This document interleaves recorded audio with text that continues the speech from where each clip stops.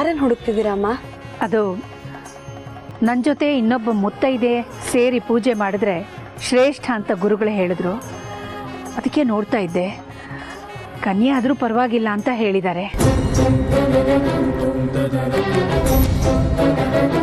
ಪಾರ್ವತಿ, ನೀನು ನನ್ನ ಜೊತೆ ಸೇರಿ ಪೂಜೆ ಮಾಡ್ತೀಯಮ್ಮ?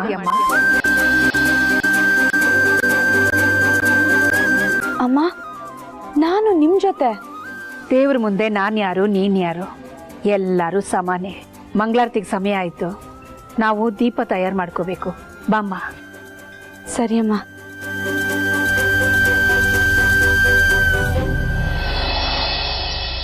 ದೇವ್ರೆ, ದೊಡ್ಡ ಯಜಮಾನರಿಗೆ ಅಖಿಲಮ್ಮನವರು ಅಂದ್ರೆ ಪ್ರಾಣ. ಅವ್ರು ಏನು ತಪ್ಪು ಮಾಡಿದ್ದಾರೆ ಅಂತ ಗೊತ್ತಿಲ್ಲ, ದೂರ ಮಾಡಿಬಿಟ್ಟಿದೀಯಾ. ಆದಷ್ಟು ಬೇಗ ಅವ್ರನ್ನ ಒಂದು ಮಾಡಪ್ಪ.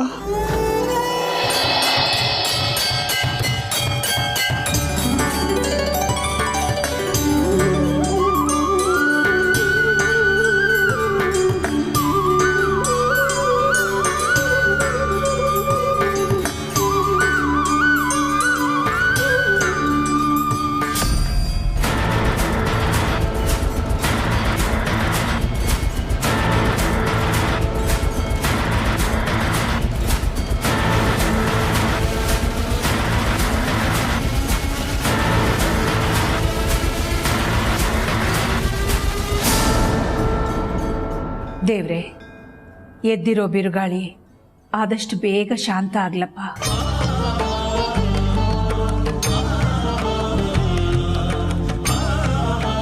ಅಮ್ಮನ ಮನ್ಸು ಕರ್ಗಿ ಮತ್ತೆ ಪ್ರೀತಿ ಹೊಳೆ ನನ್ನ ಕಡೆ ಹರಿಯೋ ಹಾಗೆ ಮಾಡಪ್ಪ.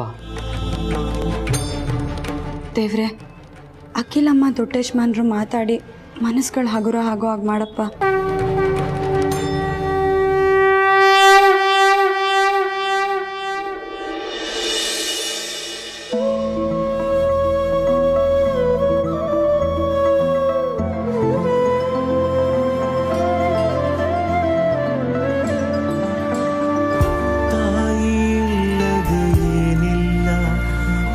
ಸಾವಿಲ್ಲ ನೋಡು,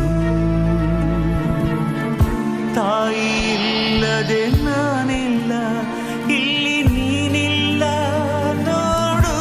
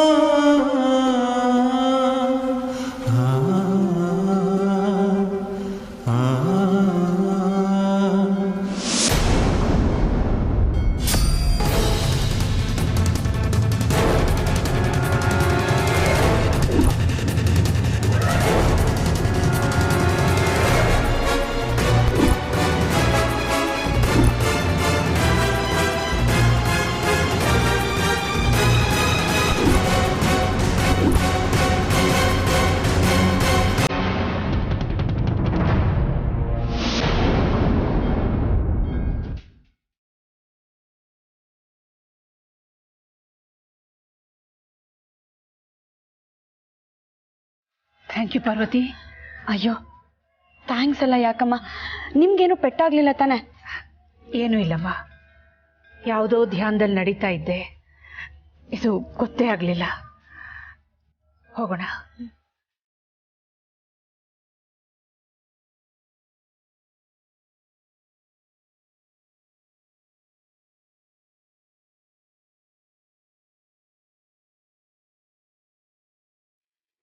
ಇನ್ನು ಮುಂದೆ ನಾನು ಬ್ರ್ಯಾಂಡ್ ಅಂಬಾಸಿಡರ್ ಆಗಿ ಕಾಣಿಸ್ಕೊಳ್ಳೋದಿಲ್ಲ.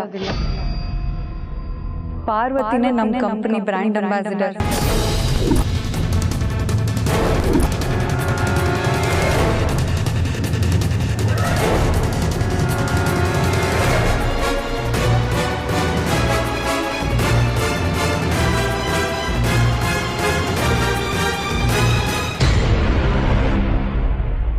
ಅನುಷ್ಕಾ, ನಾನು ತುಂಬ ಯೋಚನೆ ಮಾಡಿನೇ ಈ ನಿರ್ಧಾರಕ್ಕೆ ಬಂದಿದ್ದೀನಿ. ಇಲ್ಲಿ ಬಂದಿರೋರು ಯಾರು ಇಲ್ಲ ಅಂತ ಹೇಳಿ ಹೋಗಿರೋ ಇತಿಹಾಸನೇ ಇಲ್ಲ, ಇನ್ನು ಮುಂದೇನೂ ಹೇಳಲ್ಲ.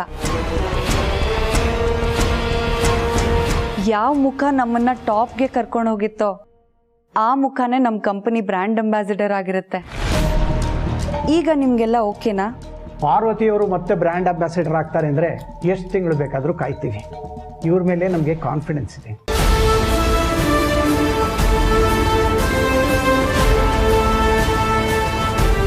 ಆದಿ, ಇಟ್ಸ್ ಸಾರ್ಟೆಡ್ ಔಟ್. ಪಾರ್ವತಿಯವರೇ, ತುಂಬ ಥ್ಯಾಂಕ್ಸ್ ಮತ್ತೆ ಆದಿತ್ಯ ಗ್ರೂಪ್ ಆಫ್ ಕಂಪನೀಸ್ ಕೈ ಹಿಡಿದಿದ್ದಕ್ಕೆ.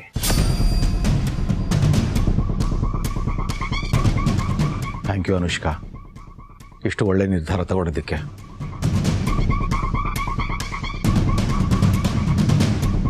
ಮಿಸ್ಟರ್ ಆದಿತ್ಯ, ನೀವು ಸೈನ್ ಮಾಡಬೇಕಾಗಿಲ್ಲ.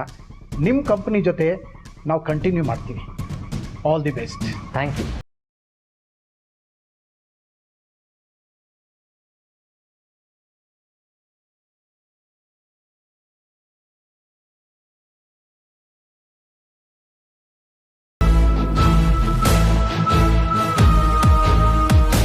ಅನುಷ್ಕಾ, ನಿನ್ನ ನಿರ್ಧಾರ ಹೇಳಿದ್ನಲ್ಲ ಅತ್ತೆ, ತುಂಬ ಯೋಚನೆ ಮಾಡಿದ್ದೀನಿ. ಭಾವನೆಗಳಿಗೆ ಬಲಿಯಾಗಿಲ್ಲ.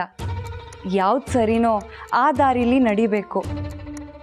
ನನ್ನಿಂದ ಯಾರಿಗೂ ತೊಂದರೆ ಆಗೋದು ಬೇಡ ಅತ್ತೆ.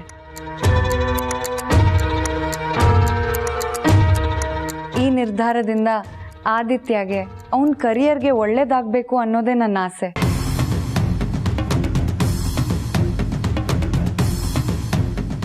ಆದಿ, ಹೆಣ್ಣಿಗೆ ಹೊಟ್ಟೆ ಕಿಚ್ಚು ಸಹಜ. ನಾನು ಮಾಡಿರೋ ಕೆಲಸ ನಿನ್ನ ಹತ್ರ ಇದ್ದು ನಿನ್ನ ಕಂಪನಿಯಲ್ಲಿ ಭಾಗಿಯಾಗಿರೋ ಆಸೆಯಿಂದ ಮಾತ್ರ.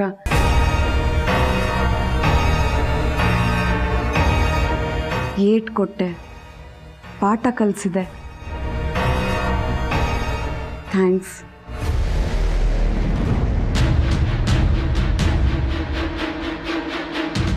What a great girl. Aditya, ಎಲ್ಲ ಸರಿ ಹೋಗೋ ಸಮಯ ಹತ್ರ ಬರ್ತಿದೆ. ಒಂದು ದೊಡ್ಡ ಟೆನ್ಷನ್ ಕಳೀತು ಅಖಿಲ.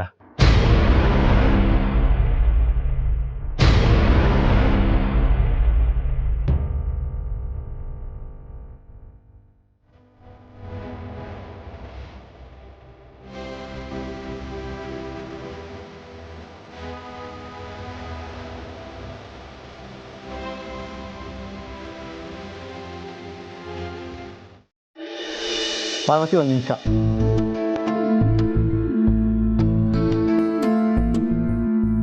ಏನು ವಿಷಯ ದೊಡ್ಡಜ್ಮಾನ್ರೆ? ನಿಮ್ಗೆ 2 ವಿಷಯ ಹೇಳಬೇಕಿತ್ತು. ಹೇಳ್ದೆ ಮನಸ್ಸಲ್ಲಿ ಇಟ್ಕೊಳ್ಳೋದು ತುಂಬ ಕಷ್ಟ. ಹೇಳಿ. ಮೊದಲನೇದು ಥ್ಯಾಂಕ್ಸ್, ಇನ್ನೊಂದು ಸಾರಿ. ಇವೆರಡನ್ನೂ ನಿನಗೆ ಎಷ್ಟು ಹೇಳಿದ್ರೂ ಸಾಕಾಗಲ್ಲ ಅಂತ ಅನ್ನಿಸ್ತಾ ಇದೆ. ನೀವು ಹೇಳ್ತಿರೋ 2 ಮಾತುಗಳು ನನಗೆ ಮುಜುಗರ ಆಗೋ ಹಾಗೆ ಮಾಡ್ತಿದ್ದೆ ದೊಡ್ಡಜ್ಮಾನ್ರೆ. ನಿಮ್ಮ ಬಾಯಲ್ಲಿ ಇಂಥ ಮಾತು ಬರಲೇಬಾರ್ದು. ಪಾರ್ವತಿ, ಸಮಯಕ್ಕೆ ತಕ್ಕ ಹಾಗೆ ನಿನ್ನ ಗೊಂಬೆ ಥರ ಆಡಿಸ್ತಾ ಇದ್ದೀವಿ. ಹೇಗೆ ಬೇಕೋ ಹಾಗೆ ನಡೆಸ್ಕೊಳ್ತಾ ಇದ್ದೀವಿ. ನಿನ್ನ ಅಸ್ತಿತ್ವಕ್ಕೆ ಪ್ರಶ್ನೆ ಬರೋ ಹಾಗೆ ನಡ್ಕೊಂಡಿದ್ದೀವಿ. ನಿನ್ನ ಬದುಕಿನ ನಿರ್ಧಾರಗಳನ್ನ ನಾವು ತಗೊಂಡಿದ್ದೀವಿ. ಇದಕ್ಕೆಲ್ಲ ನಮ್ಗೆ ಯಾವ ಹಕ್ಕು ಇಲ್ಲ ಅನ್ನೋದು ನನಗೆ ಚೆನ್ನಾಗಿ ಗೊತ್ತು. ನಾನು ಈ ಮನೇಲಿ ಒಬ್ಳಲ್ವಾ ದೊಡ್ಡಜ್ಮಾನ್ರೆ? ನಿಮ್ಮಲ್ಲಿ ನಾನು ಒಬ್ಳು ತಾನೆ. ಬಹುಶಃ ಆ ಧೈರ್ಯದ ಮೇಲೆ ನಾನು ಅಮ್ಮ ನಿನ್ನ ಮೇಲೆ ಅಧಿಕಾರ ಚಲಾಯಿಸ್ತಾ ಇದ್ದೀವಿ. ಅದೆಷ್ಟು ಸರಿನೋ ಅಂತ ನನಗೆ ಗೊತ್ತಿಲ್ಲ. ಅದಕ್ಕೆ ನಿನ್ನ ಹತ್ರ ಕ್ಷಮೆ ಕೇಳಬೇಕು ಅಂತ ಅನ್ನಿಸ್ತು. ಅದ್ರ ಅಗತ್ಯ ಇಲ್ಲ ದೊಡ್ಡಜ್ಮಾನ್ರೆ. ನಿನಗೆ ಇಷ್ಟ ಇದೆಯೋ ಇಲ್ವೋ ಅಂತ ಯೋಚನೆ ಮಾಡಿದೆ. ನೀನು ಬ್ರ್ಯಾಂಡ್ ಅಂಬಾಸಿಡರ್ ಆಗಿ ಬೇಡ ಅಂದ್ವಿ, ಅದಕ್ಕೂ ಸರಿ ಅಂದೆ. ಈಗ ಮತ್ತೆ ಬೇಕು ಅಂತ ಇದ್ದೀವಿ. ಹಿಂದೆ ಮುಂದೆ ನೋಡದೆ ಅದಕ್ಕೂ ಒಪ್ಪಿದೀಯ. ಅರ್ಸನ್ ಕೋಟೆಗೆ ಜೀವ ಮೀಸಲು ಅಂದಮೇಲೆ ಅದ್ರ ಏಳ್ಗೆಗೆ ಏನೇನು ಬೇಕೋ ಅದೆಲ್ಲ ಮಾಡ್ತೀನಿ ದೊಡ್ಡ ಯಜಮಾನ್ರೆ. ನನ್ನನ್ನು ಕೇಳೋ ಅವಶ್ಯಕತೆನೇ ಇಲ್ಲ, ಆದೇಶ ಕೊಟ್ಟರೆ ಸಾಕು. ಅದು ನಿನ್ನ ದೊಡ್ಡ ಗುಣ ಪಾರ್ವತಿ. ನಾನಿಡೋ ಪ್ರಗತಿಯ ಪ್ರತಿ ಹೆಜ್ಜೆಲೂ ಒಂದಲ್ಲ ಒಂಥರ ನೀನು ಕಾರಣ ಆಗಿದೆಯಾ. ನನ್ನ ಏಳಿಗೆ ಆಗುವಾಗ ನೀನು ಬಂದ್ಯೋ ಅಥವಾ ನೀನು ಬಂದಮೇಲೆ ನನ್ನ ಏಳಿಗೆ ಆಯಿತು, ಇದೆಲ್ಲ ಒಂದು ಕೋಇನ್ಸಿಡೆನ್ಸು ಗೊತ್ತಾಗ್ತಾ ಇಲ್ಲ.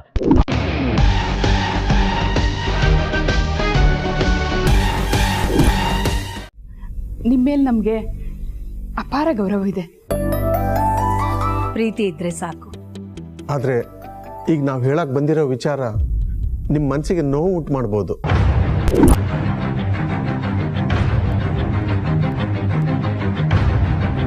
ಮೊಸರಲ್ಲಿ ಕಲ್ಲು ಸಿಕ್ತಾಗಿದೆ ನಮ್ಮ ಪರಿಸ್ಥಿತಿ.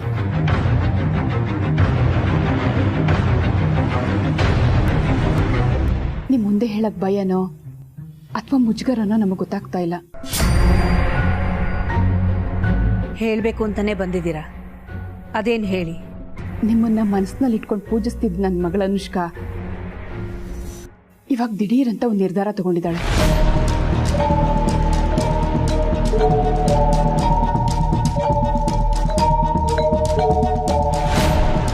Brand ambassador ವಿಷಯನಾ?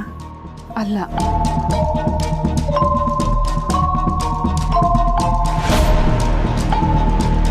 ಪರವಾಗಿಲ್ಲ, ಅದೇನೇ ಇದ್ರೂ ಹೇಳಿ. ನಮ್ಮ ಮಗಳಿಗೆ ನಿಮ್ಮ ಮಗ ಆದಿತ್ಯನ ಜೊತೆ ಮದುವೆ ಆಗೋಕೆ ಇಷ್ಟ ಇಲ್ಲ ಅಂತ ಕಾಣುತ್ತೆ. ನಮ್ಮ ಹತ್ರ ಬಂದು ಅರಸನಕೋಟೆ ಸಂಬಂಧ ಬೇಡ ಅಂತ ಹೋಗಿ ಹೇಳಿಬಿಡಿ ಅಂತ ಹೇಳಿದ್ಲು.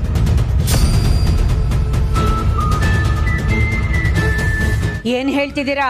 ಅನುಷ್ಕಾ ಯಾಕೆ ನಿರ್ಧಾರ ತಗೊಂಡಿದ್ದಾಳೆ ಅಂತ ನಮಗೂ ಗೊತ್ತಿಲ್ಲ. ಅವಳು ಆ ದಿನ ಮದುವೆ ಆಗಲ್ವಂತೆ.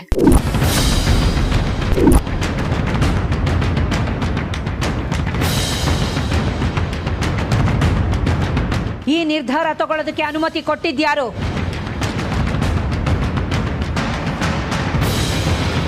ಮದುವೆ ಅಂದ್ರೆ ಮಕ್ಕಳ ಆಟ ಅನ್ಕೊಂಡಿದ್ದೀರಾ? ಇಷ್ಟು ದಿನ ಕನಸಿನ ಸೌಧ ಕಟ್ಕೊಂಡು ಈಗ ಬೇಡ ಅನ್ನೋದಕ್ಕೆ ಎಷ್ಟು ಧೈರ್ಯ! ಅದು ನನಗೆ ಸಮಜಾಯಿಷಿ ಹೇಳೋ ಅವಶ್ಯಕತೆ ಇಲ್ಲ. ಅನುಷ್ಕನ್ನೇ ಕರೆಸಿ ಅವಳನ್ನೇ ಕೇಳ್ತೀನಿ ಹೇಗೆ ನಿರ್ಧಾರ ತಗೊಂಡ್ಲು ಅಂತ. ಅಖಿಲ, ರಿಲ್ಯಾಕ್ಸ್. ಏನು ಕಾರಣ ಅಂತ ಹೇಳಿದ್ಲ? ಅವಳು ನಿಮ್ಮ ಮನೆ ಕಾಲಿಟ್ಟಾಗಿಂದ ನಿಮ್ಮ ಮನೆಗೆ ಒಳ್ಳೇದೇ ಆಗಿಲ್ವಂತೆ. ಬ್ರ್ಯಾಂಡ್ ಅಂಬಾಸಿಡರ್ ಆದಾಗಿಂದ ಕಂಪ್ನಿ ಸಮಸ್ಯೆಗೆ ಸಿಕ್ಕಾಕೊಂಡಿದೆ. ಆ ಮನೆ ಕಾಲಿಟ್ಟಾಗಿಂದ ಒಂದಲ್ಲ ಒಂದು ಸಮಸ್ಯೆಗಳು ಎದುರಾಗ್ತಾ ಇದೆ. ಇನ್ನು ಸೊಸೆಯಾಗಿ ಆ ಮನೆಗೆ ಹೋದರೆ ಅರ್ಸನ್ ಕೋಟೆಯಲ್ಲಿ ಅನಾಹುತ ಆಗೋದನ್ನು ಸಹಿಸೋಕ್ಕಾಗೋದಿಲ್ಲ ಅಂತ ಹೇಳ್ತಿದ್ದಾಳೆ. ಅಖಿಲ ಅತ್ತೆ ಮನೆ ಸದಾ ಬೆಳಗ್ತಾನೆ ಇರಬೇಕು, ಅಲ್ಲಿ ಎಲ್ಲರೂ ನಗ್ನಾಗ್ತಾ ಇರಬೇಕು. ಎಲ್ಲಿ ನಾನು ಹೋದರೆ ಅದು ಮಾಸ್ ಹೋಗ್ಬಿಡುತ್ತೋ ಅಂತ ಹೇಳ್ತಾ ಇದ್ದಾಳೆ. ನನ್ನ ಕಾಲ್ಗುಣ ಆ ಮನೆ ಹೊಸಲಿಗೆ ಹೊಂದ್ತಾ ಇಲ್ಲ. ಮದುವೆ ಮಾಡ್ಕೊಂಡು ಹೋಗಿ ತೊಂದರೆ ಆಗೋದಕ್ಕಿಂತ ದೂರ ಇದು ನೆನಪಾಗಿ ಉಳಿತೀನಿ ಅಂತ ದೊಡ್ಡ ದೊಡ್ಡ ಮಾತಾಡ್ತಿದ್ದಾಳೆ ಮೇಡಮ್. ಇದು ನಮ್ಮನೇಲಿ ನಡಿಬೇಕಾದ ಮದುವೆ, ದೊಡ್ಡ ಸಂಭ್ರಮ. ಇದನ್ನ ಹೀಗೆ ನಡು ನೀರಲ್ಲಿ ಕೈ ಬಿಡಕ್ಕಾಗಲ್ಲ. ಇದರಲ್ಲಿ ನಮ್ಮ ನಿರ್ಧಾರ ಏನೂ ಇಲ್ಲ ಮೇಡಮ್. ನಿಮಗೆ ಗೊತ್ತು ನನ್ನ ಮಗಳು ಎಷ್ಟು ಸ್ವಾಭಿಮಾನಿ ಅಂತ. ಈ ನಿರ್ಧಾರ ಅವಳೇ ತಗೊಂಡಿದ್ದಾಳೆ. ನಾವೇನು ಮಾಡೋಣ ಮೇಡಮ್? ಅವಳಿಷ್ಟೆಲ್ಲ ಹೇಳುವಾಗ ಅಪ್ಪ ಅಮ್ಮನಾಗಿ ನೀವು ಕೈ ಕಟ್ಕೊಂಡು ಕೂತಿದ್ರ? ತಲೆ ತಗ್ಸಿ ನಿಮ್ಮ ಹತ್ರ ಕ್ಷಮೆ ಕೇಳೋಕ್ಕೂ ಆಗಲ್ಲ. ಇದು ನಿಮ್ಮ ಮರ್ಯಾದೆ ಪ್ರಶ್ನೆ, ಹಾಗೇನೆ ನನ್ನ ಮಗಳ ಜೀವನದ ಪ್ರಶ್ನೆ. ಏನು ತಪ್ಪು ಏನು ಸರಿ ಅಂತ ಅವಳಿಗಿಂತ ಚೆನ್ನಾಗಿ ಯಾರಿಗೆ ಗೊತ್ತಿದೆ ಹೇಳಿ? ನೋಡಿ, ತುಂಬ ಆತರದಲ್ಲಿ ನಿರ್ಧಾರಗಳು ತಗೊಳ್ಳೋದು ಒಳ್ಳೇದಲ್ಲ. ಇದು ಎರಡು ಮನೆಗಳ ಮನಸ್ಸುಗಳ ಮದುವೆ. ಜನರ ತನಕ ವಿಷಯ ಹೋಗೋಕೆ ಮುಂಚೆ ಎಲ್ಲರೂ ಕೂತು ಮಾತಾಡಿ ಬಗೆಹರಿಸ್ಕೊಳ್ಳೋದು ಒಳ್ಳೇದು. ಅನುಷ್ಕಾ ಮುಂದೆ ಏನು ಮಾಡ್ತಾಳೆ ಅಂತ ನಮಗೂ ಗೊತ್ತಿಲ್ಲ ಸರ್. ಅವಳೇನು ಮಾತಾಡ್ತಾನೂ ಇಲ್ಲ. ನಮಗೂ ಏನು ಮಾಡಬೇಕು ಅಂತ ಗೊತ್ತಾಗ್ತಾ ಇಲ್ಲ. ಆ ದೇವರೇ ದಾರಿ ತೋರಿಸ್ಬೇಕು. ನಾವು ಹೋಗಿ ಬರ್ತೀವಿ. ನಮಸ್ಕಾರ.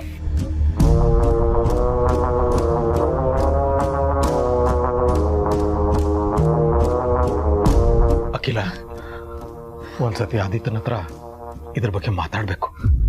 ಅವಶ್ಯಕತೆ ಇಲ್ಲ ರಘು, ನಾವೆಲ್ಲ ಸೇರಿನೇ ತೀರ್ಮಾನ ಮಾಡಿದೀವಲ್ಲ. ಇಲ್ಲ ಅಖಿಲ, ತಪ್ಪಾಗುತ್ತೆ. ಬೆಳೆದು ನಿಂತಿರೋ ಮಕ್ಕಳು, ಅವ್ರ ಮೇಲೆ ಒತ್ತಡ ಹೇರೋದು ಸರಿಯಲ್ಲ. ಇದು ನಮ್ಮ ಮನೆ ಮದುವೆ. ಸ್ವಲ್ಪ ಏರುಪೇರಾದ್ರೂ ಇಡೀ ಪ್ರಪಂಚಕ್ಕೆ ವಿಷಯ ಗೊತ್ತಾಗುತ್ತೆ. ನಾ ಗೋಡೆ ಮಧ್ಯೆನೇ ಬಗೆಹರಿಸ್ಕೋಬೇಕು. ನನಗೆ ಸ್ವಲ್ಪ ಸಮಯ ಕೊಡು, ನಾನು ಈಗಲೇ ಅವನ ಹತ್ರ ಮಾತಾಡ್ತೀನಿ.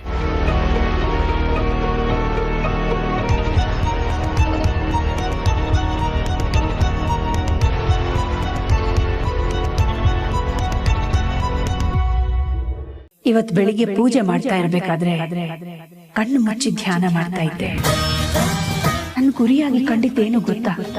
ಏನಮ್ಮ? ನೀನೊಬ್ಳೆ ಅಲ್ಲ, ನಿನ್ ಕೈ ಹಿಡಿಯೋನು ಕೂಡ ಬಂದಿದ್ದ.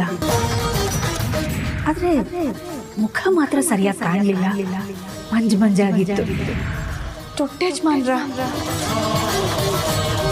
ಅಕ್ಕ ನಿನ್ ಗಂಡ ಹೆಂಗಿರಬೇಕು, ಲಕ ಲಕ ಅಂತ ಒಳಿತಿರಬೇಕು. ಲೇ ಅಕ್ಕ, ಏನೈತ್ ನಿನ್ ಮುಖ? ಒಳ್ಳೆ ಬೆಂದೋಗಿರೋ ಆಲೂಗಡ್ಡೆ ತರ ಇದೆ. ಯಾಕೆ ಕನ್ಸಲ್ಲಿ ನಿನ್ ಗಂಡ ಬಂದಿದ್ನ?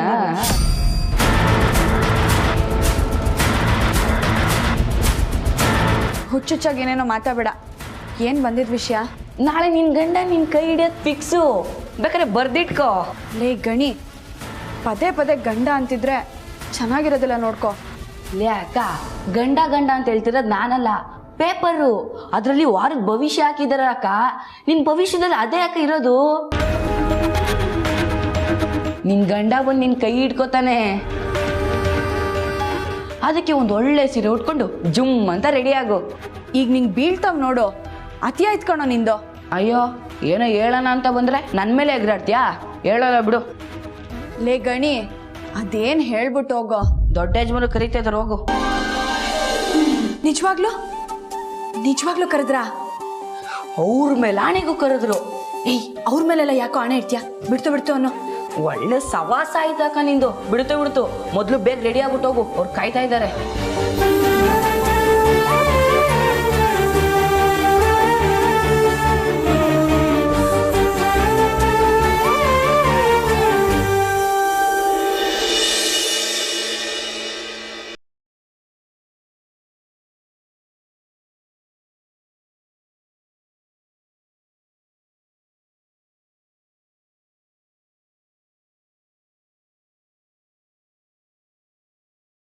ದೊಡ್ಡಜ್ಮಾನ್ರೆ, ಏನು ಬರೋದಕ್ಕೆ ಹೇಳಿದ್ರಂತೆ? ಅದು ಈ ವಿಷಯ ನಿನಗೆ ಹೇಗೆ ಹೇಳಬೇಕು ಅಂತ ಗೊತ್ತಾಗ್ತಾ ಇಲ್ಲ ಪಾರ್ವತಿ. ನನ್ನ ಹತ್ರ ಹೇಳೋದಕ್ಕೆ ಏನ್ ದೊಡ್ಡಜ್ಮಾನ್ರೆ, ಪರವಾಗಿಲ್ಲ ಹೇಳಿ.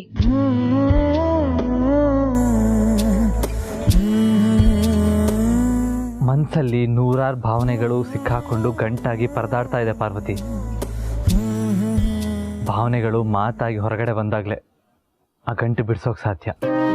ಯಾವ ಭಾವನೆಗಳು ದೊಡ್ಡಜ್ಮಾನ್ರೆ? ನೀನು ಪ್ರತ್ಯಕ್ಷವಾಗಿಲ್ಲದೆ ನಾನೇನು ಮಾತಾಡೋದಕ್ಕಾಗಲ್ಲ ಪಾರ್ವತಿ. ನನ್ನ ಮನಸ್ಸಲ್ಲಿ ಆಗ್ತಾ ಇರೋ ತಳಮಳಕ್ಕೆ ಒಂದು ಅಂತ್ಯ ಹಾಡಲೇಬೇಕು, ಎಲ್ಲ ಬಗೆಹರಿಸಲೇಬೇಕು. ಯಾವುದರಿಂದ ಇಷ್ಟೊಂದು ರಾದ್ಧಾಂತ ಆಗಿದೆಯೋ ಅದೆಲ್ಲದನ್ನು ಹತೋಟಿಗೆ ತರೋ ಸಮಯ ಬಂದಿದೆ ಪಾರ್ವತಿ. ತಮ್ಮಿ ಮದ್ವೆ ವಿಚಾರನ ದೊಡ್ಡಜ್ಮಾನ್ರೆ? ಈಗೇನು ಹೇಳಲ್ಲ ಪಾರ್ವತಿ, ನೀನು ರೆಡಿಯಾಗಿ ನನ್ನ ಜೊತೆ ಬಾ.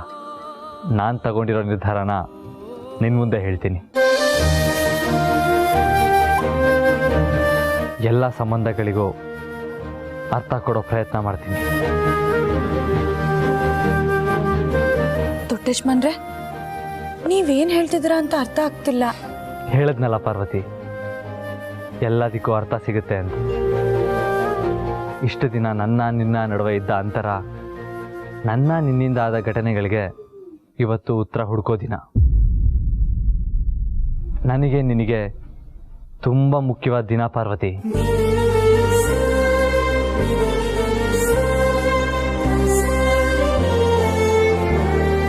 ಕಾರಣ ಇಲ್ಲದೆ ನನ್ನ ಜೊತೆ ಬರೋದಕ್ಕೆ ತಯಾರಿಲ್ವಾ? ಯಾಕೆ ದೊಡ್ಡಜ್ಮಾನ್ರೆ ಹಾಗೆ ಹೇಳ್ತೀರಾ? ಕಣ್ಣು ಮುಚ್ಕೊಂಡು ನಿಮ್ಮ ಹಿಂದೆ ಬರ್ತೀನಿ. ನನ್ನ ಜನ್ಮ ಸಾರ್ಥಕ ರೆಡಿಯಾಗಿ ಬಾ, ಹೊಸ ಆಯಾಮ ಶುರು ಮಾಡುವಂಥ ದಿನಕ್ಕೆ.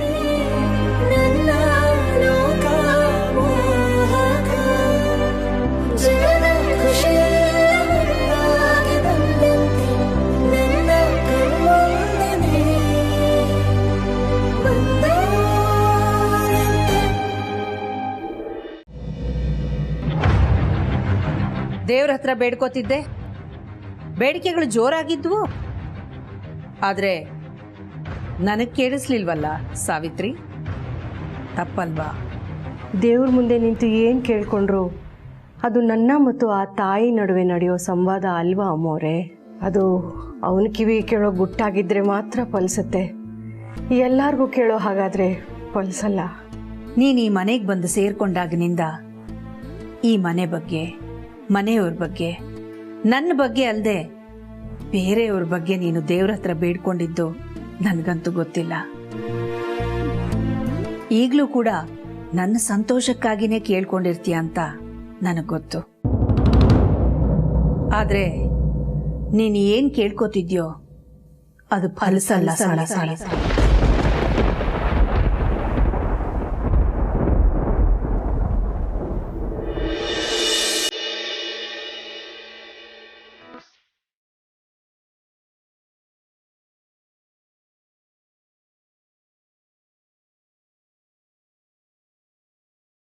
ತಗೋ ಪಾರ್ವತಿ.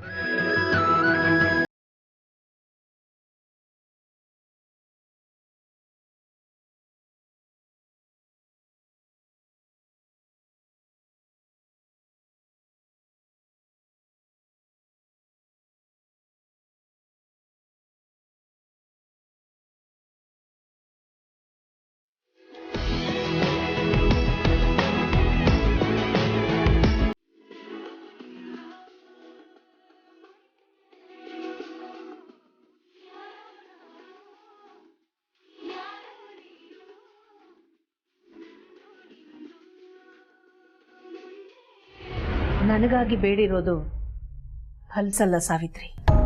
ಯಾಕಾಗಿ ಹೇಳ್ತಿದ್ದೀರಮ್ಮ? ನಾನೇನಾದ್ರು ತಪ್ಪಾಗಿ ಕೇಳ್ಕೊಂಡ? ಇತ್ತೀಚೆಗೆ ದೇವ್ರ ಮುಂದೆ ನೀನು ಏನೇ ಕೇಳ್ಕೊಂಡ್ರು ಮೊದಲ ಆದ್ಯತೆ ಪಾರ್ವತಿಗೆ. ನನಗೋಸ್ಕರ ಅಪ್ಲಿಕೇಶನ್ ಹಾಕುವಾಗ ಎಷ್ಟು ಭಯ ಭಕ್ತಿಯಿಂದ ಹಾಕ್ತೀಯೋ ಅದರ ಡಬಲ್ ಭಯ ಭಕ್ತಿಯಿಂದ ಪಾರ್ವತಿಗೋಸ್ಕರ ಅಪ್ಲಿಕೇಶನ್ ಹಾಕ್ತೀಯ. ಸರದಿಲಿ ಅವಳೇ ಮೊದ್ಲು ಇದ್ದಾಳೆ ಅಂದಮೇಲೆ ಮೊದಲು ದೇವ್ರು ಅವಳಿಗೆ ಫಲ ಕೊಡ್ತಾನೆ, ಆಮೇಲೆ ನನಗೆ ಕೊಡಬಹುದೇನೋ ಅಲ್ವಾ?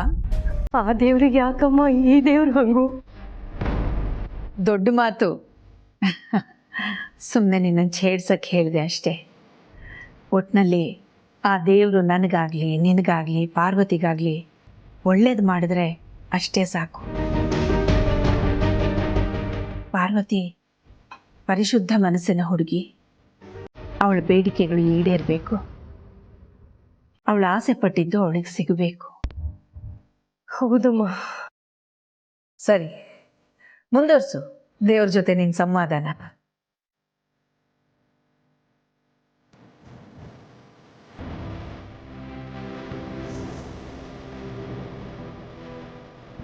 ಕಾಪಾಡ್ಯಪ್ಪ.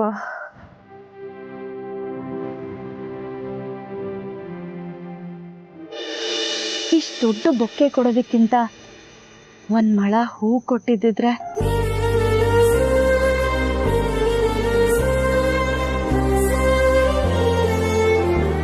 ಪಾರ್ವತಿ, ಒಂದು ನಿಮಿಷ, ಏನೋ ಮರ್ತ್ಬಿಟ್ಟೆ, ಬರ್ತೀನಿ.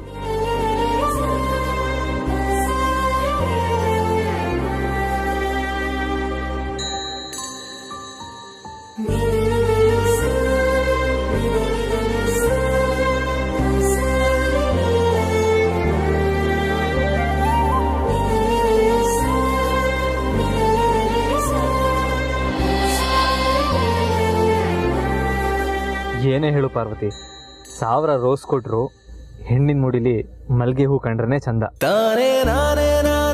ಅದರಲ್ಲೂ ನೀನು ಮುಡ್ಕೊಳ್ತೀಯಲ್ಲ ಈ ಮಲ್ಲಿಗೆ, ಇದನ್ನು ನೋಡಿದ್ರೆ ಎಷ್ಟು ಸಂತೋಷ ಆಗುತ್ತೆ ಗೊತ್ತಾ? ಈ ರೋಸ್ ಎಲ್ಲ ಅಂದಕ್ಕೆ, ಈ ಮಲ್ಲಿಗೆ ನೀನು ಚಂದಕ್ಕೆ. ತಗೋ ಮುಡ್ಕೊ. ಓ ನಿನ್ನ ಕೈಯಲ್ಲಿ ಬೊಕ್ಕೆ ಇದೆಯಲ್ವಾ? ಸರಿ, ಒಂದು ಕೆಲಸ ಮಾಡು, ನೀನು ತಿರುಗು, ನಾನು ಮುಡಿಸ್ತೀನಿ.